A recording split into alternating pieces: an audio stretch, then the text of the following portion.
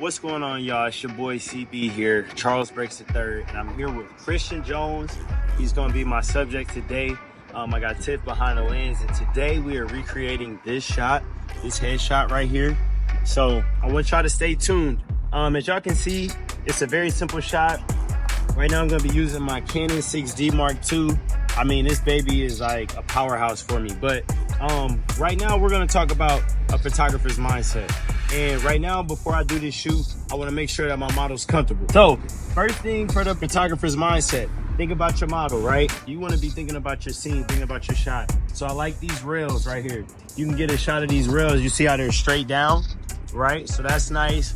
We got this nice backdrop here immediately. I already know to replicate this headshot, simple arms crossed and folded.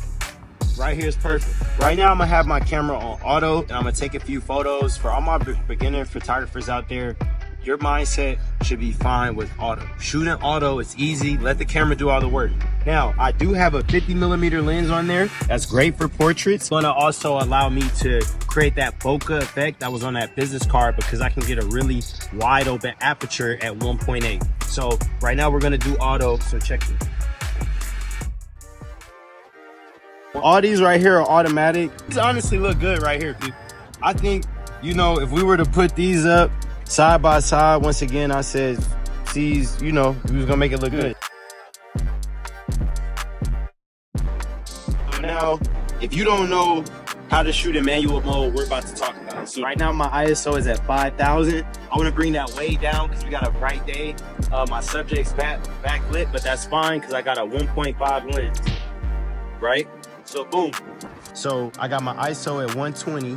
I got my shutter speed at 125. Guys, whenever you're doing portraits, take that shutter speed up to 250.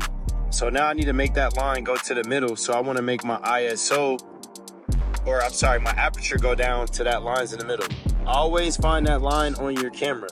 That is the line that's going to help you get great, perfect shots like this.